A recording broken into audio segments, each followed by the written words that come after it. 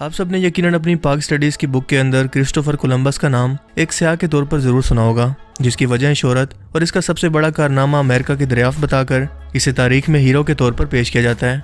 आपने हमेशा अखबारात, आर्टिकल्स और तारीखी किताबों के अंदर इस शख्स की तारीफ ही पढ़ी होगी। हत्ता कि अमेरिका में आज भी इसे ट्रिब्यूट के तौर पर कई अमरीकी रियासतों के अंदर कोलंबस डे को ऑफिशियल स्टेट हॉलीडे के तौर पर मनाया जाता है। लेकिन दोस्तों, हकीकत कुछ और है, क्योंकि ये शख्स कोई हीरो नहीं है, बल्कि तारीख का एक ऐसा सफाक, मकार और लालची किरदार है जो कि ना सिर्फ लाखों बेगुनाह निहत्थे लोगों की दर्दनाक मौत की वजह बना, बल्कि इस शख्स ने इनके घर, वसाइल, ज़मीनें तक लूट ली। इसके काले करतूत खुद इसकी किताब के अंदर लिखे हुए आज भी तारीख में महफूज हैं, जो कि आज तक अवाम से छुपाए गए। ये कहानी दरअसल है क्या, आइए जानते हैं। दोस्तों, क्रिस्टोफर कोलंबस 30 अक्टूबर 1451 में रिपब्लिक ऑफ जिनवा, इटली में पैदा हुआ। ये सल्तनत स्पेन का एक तनख्वाहदार मुलाजिम था, जो कि एक तजर्बाकार सिपाही, मुहिमजो, सेलर या स्याह के तौर पर बहुत मशहूर था। ये शख्स हमेशा से ही शाही दरबार के अंदर किसी बड़े रुतबे, दौलत और शोहरत का लालची रहा, और इस मकसद के लिए वो कई बहाने भी सोचता रहा, और इसी चीज़ ने इसे दुनिया के दूसरे कोनों में मौजूद अनोखी चीज़ों की खोज पर उकसाया। लिहाजा इसने अपनी खोज का आगाज़ सबसे पहले गुआनाहानी में मौजूद डोमिनिकन रिपब्लिक और हैटी के इलाके में उतर कर किया, जिसके बाद इसने इस इलाकों का नाम मौजूदा स्पेनिश नाम सैन सेल्वाडोर आइलैंड्स के अंदर बदल दिया, और आज भी इन इलाकों को इसी नाम से जानते हैं, जो कि बहामास आइलैंड का हिस्सा है। ये 12 अक्टूबर 1492 का वक्त था। बहामास आइलैंड तकरीबन 700 के करीब हैं, जो कि एक अलग मुल्क बहामास के अंडर आते हैं, जो कि कैरेबियन सी में मौजूद है। ये आइलैंड अमरीकी कोस्ट फ्लोरिडा से 80 किलोमीटर और शुमाल से क्यूबा से मिलते हैं।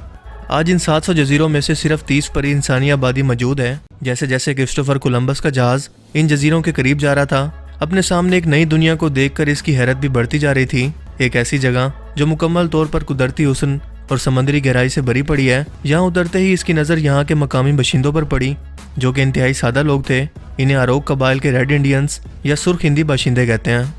ये लोग बहुत ही रहम दिल और खुश मिजाज लोग थे, क्योंकि इनके बारे में कोलंबस खुद लिखता है कि ये लोग हमारे लिए रंग बिरंगे परिंदे, रोटी के गट्ठे, तीर कमाने और दूसरी बहुत सारी चीज़ें लेकर आए, और इसके बदले में हमसे बैलों की गर्दन में डालने की घंटियाँ और शीशे की लड़ियाँ, जो कि डेकोरेशन के तौर पर इस्तेमाल होती हैं, लेकर चले गए।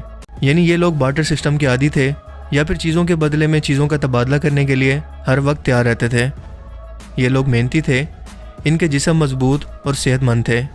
इन्हें देखकर नहीं लगता था कि ये कोई भी नुकसान पहुँचा सकते हैं या बड़े झगड़ने वाले लोग हैं। हत्ता कि इनको हथियार चलाने का तरीका भी नहीं आता था, क्योंकि अगर ऐसा होता तो हम नए लोगों को अपने इलाके में आता देखकर वो हथियार लेकर अपनी हिफाजत के लिए हमारी तरफ ज़रूर बढ़ते। इनकी सादगी का ये आलम था कि जब मैंने अपनी तलवार इन लोगों को दिखाई तो कई लोगों ने अपने हाथ इससे ज़ख्मी कर लिए, जिसका मतलब ये है कि यहाँ पर लोहे का इस्तेमाल अभी तक शुरू ही नहीं हुआ था, और अभी तक ये लोग तीर कमान, गन्ने और बाँस से बनी चीज़ों का इस्तेमाल करके शिकार कर रहे थे। मेरे दिल में ख्याल आया कि क्यों ना इन लोगों को गुलाम बनाकर इनसे खिदमत करवाई जाए, क्योंकि मेरा अंदाज़ा था कि हम सिर्फ 50 लोग इस पूरी आबादी को गुलाम बना सकते हैं। ये तमाम बातें कोलंबस ने स्पेन की मलका को अपने सफ़रनामे की रिपोर्ट देते हुए लिखी, जो कि आज भी रिकॉर्ड पर मौजूद हैं। इन रेड इंडियंस का पुरअमन और मासूम होना ही इनका सबसे बड़ा गुनाह साबित हुआ, और फिर इसके बाद इन पर जो जुल्म शुरू हुआ वो 5 सदियों तक चलता रहा। कुछ माह यहाँ रहने के बाद कोलंबस स्पेन वापस पहुंचा तो इसका एक रॉयल एडमिरल के तौर पर वालेहाना इस्तकबाल किया गया।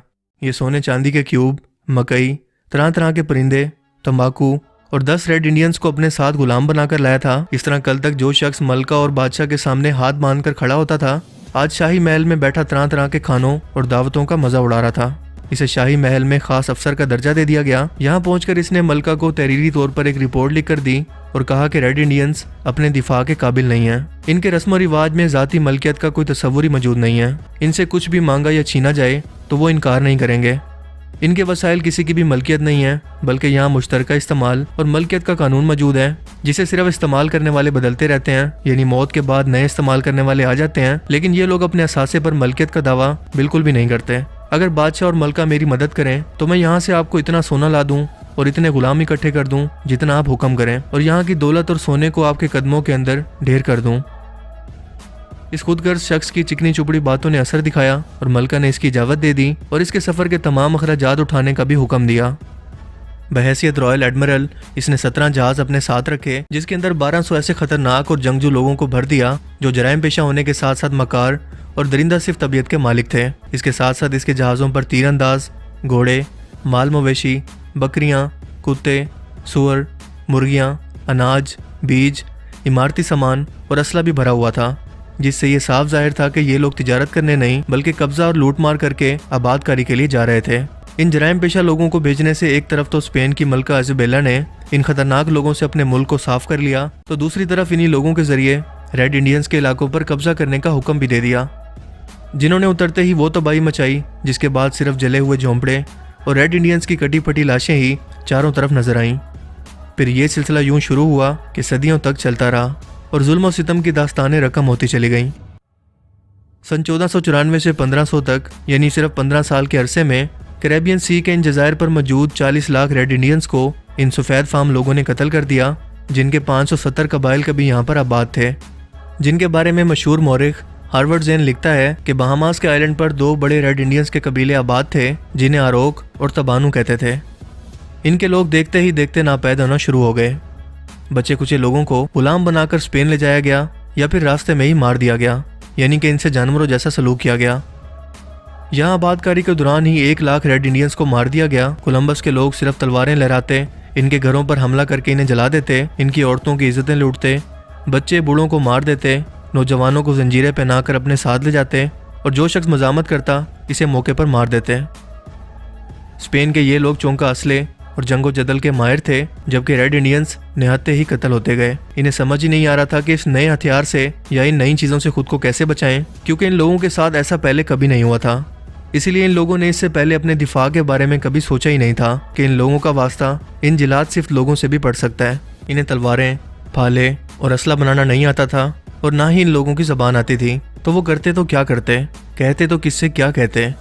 कोलंबस के साथ इस सफ़र पर जाने वाला एक ईसाई मुबल्लिग लॉक्स कैसेस खुद लिखता है कि इन मासूम रेड इंडियंस को इज्तमाही तौर पर फांसियां देने का कानून बनाया गया, जबकि इनके बच्चों को कत्ल करके इनकी लाशों को कुत्तों के सामने खुराक के तौर पर फेंक दिया गया। ये लोग जवान औरतों पर तब तक तशद्दुद करते जब तक कि वो मर न जाती। इन लोगों के घरों को आग लगा दी गई।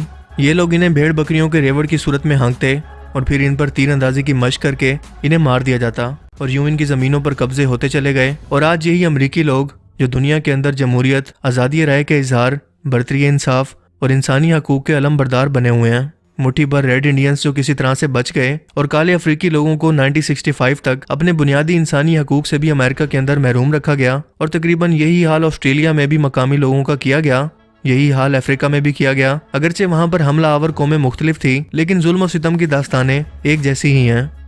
दुनिया भर के अंदर इंसानी हकूक़ की अलम बरदार बनी हुई ये वही कौम है जिसने जंग अजीम के दौरान जापान के शहर हिरोशिमा और नागासाकी पर न्यूक्लियर बम गिराकर लाखों बेगुनाह इंसानों के परखच्चे उड़ा दिए। और इंसानियत की तस्लील की इससे बड़ी मिसाल पूरी दुनिया में कहीं नहीं मिलती। अफ्रीकन लोगों के साथ जो कुछ किया गया वो भी किसी से ढका छुपा नहीं है। जिस कत्लो गारत की शुरुआत की वजह क्रिस्टोफर कोलंबस जैसा शख्स बना, इसकी याद के अंदर 500 मुजस्मे, 140 से जायद नावल, 500 से जायद सदाइशी सिलें पूरे लैटिन अमेरिका, यूरोप, शुमाली अमेरिका, स्पेन, इटली और कैरेबियन सी के जजीरों पर मौजूद हैं। हत्ता के मलका इजाबेला, जिसके हाथ लाखों मासूम मुसलमानों के खून से रंगे हुए हैं, इसके मुजस्मे भी कोलंबस के साथ पूरे बरे-आज़म अमेरिका में मौजूद हैं। आज इन लोगों को सिर्फ मुसलमान ही दहशतगर्द नजर आते हैं। क्या वो लोग तारीख पढ़ना नहीं जानते या फिर क्या वो सच बोलने से घबराते हैं? इन लोगों के जुल्म और बर्बरियत का वो लोग किस तरह से दिफा करेंगे जिन्होंने पूरे बरे-आज़म अमेरिका पर काबिज होकर वहाँ की 7.5 करोड़ रेड इंडियंस की आबादी की नस्ल को ही बिल्कुल मिटा दिया? क्या ये लोग इंसान नहीं थे? इनका कसूर क्या था? इन लोगों को तो ये भी नहीं बताया गया। याद रखिए कि जुल्म को जुल्म ना मानने वाला भी जुल्म का साथ देने वाला ही होता है। आज बेशक आप नस्ल परस्ती या वतन की मोहब्बत के अंदर इस जुल्म को जुल्म ना समझें, लेकिन याद रखें कि आप भी इंसान हैं और ज़ात और नस्ल की मोहब्बत से पहले दुनिया का हर मज़हब हमें इंसानियत सिखाता है। कल को कोई भी शख्स अगर आपके घर पर इस तरह से हमला करता, आपकी इज़्ज़तों को पामाल करता, आपके घरों को लूटता, तो क्या तब आप भी यही कहते? एक बार सोचिएगा ज़रूर, क्योंकि सिर्फ तारीख के अंदर अदल बदल कर देने से हकीकत कभी नहीं बदलती। आई होप कि आज की इस वीडियो से आपको बहुत कुछ नया जानने को मिला होगा और क्रिस्टोफर कोलंबस का असल चेहरा अब आप समझ गए होंगे कि क्यों ये लोग इसे हीरो बनाकर पेश करते हैं। अगर आपको ये वीडियो अच्छा लगा तो इसे लाइक कीजिए और मज़ीद इस तरह की इन्फॉर्मेटिव वीडियोस के लिए इस चैनल को ज़रूर सब्सक्राइब करें। अब मैं मिलूँगा आपसे एक नई इंटरेस्टिंग वीडियो में। तब तक के लिए अपना बहुत सा ख्याल रखिएगा। Thanks for watching this video. अल्लाह हाफिज़।